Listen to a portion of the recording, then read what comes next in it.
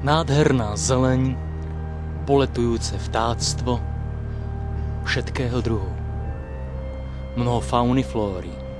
A tu dole rovy, hroby, hrobky a iné úložištia ľudských kostí. Symbolizmus.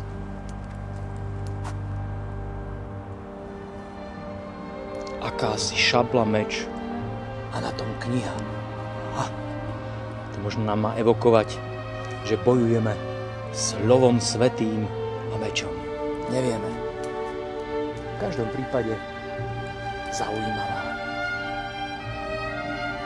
Tumulum bustum, akási mohyla. Tu má dvaja unifikovaní jatinoví Ježišáci. Ježišáci zavesení v lufte.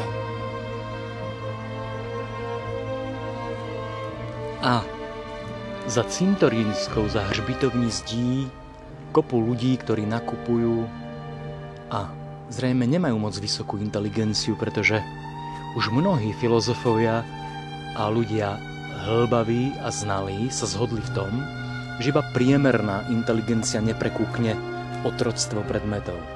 Ľudia stále sú chytaní do nezmyselných predmetov. Kupujú a tým zaplácavajú svoje nešťastie, pocit zúfalstva a depresie. A tak zostárnu v neustálom nakupovaní. Pozrime si na tohto muža, aké má fúzy. Aký mal charakter, aké mal estetické cítenie. Bol to súložník nevídaný? Chcel kopulovať svoju priateľku, zbožnú Emu, ktorá mala na stene 3 kríže, spredu alebo zozadu. Alebo si nejaký náboženský poblúznenec myslí, že táto bytosť bola úplne čistá? Veď to bol človek a človek je čiastočne animálny. A cirkev tým, že neustále bojuje s ľudskou sexualitou, dopúšťa sa toho, že potom cirkevníci masturbujú,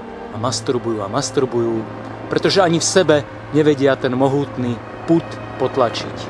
Iba pár múdrych, nadaných a požehnaných ten pud možno pretransformuje v nejaké ušľachtilejšie energie a životné smerovanie. Toľko toto krátke zamyslenie. Pozrime sa na toho dávneho súložníka.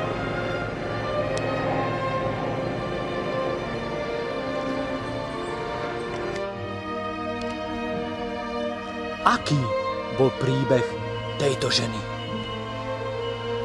Rúženky Hammerovej. Poďme si ju pozrieť zblízka, nahliadnime jej do jej tváričky. Rúžena Hammerová. Hammerová Rúžena. Čo zažila v svojom nedlhom živote? Akí oficiálovia a oficírovia sa jej dvorili? Čo jej sľubovali? Písali jej zamilované básne? Dovolila im čoskoro zdvíhať svoju krinolínovú sukňu? Alebo bola bigotná katolíčka, ktorá povedala: až po svadbie, pane inženír, až po svadbie.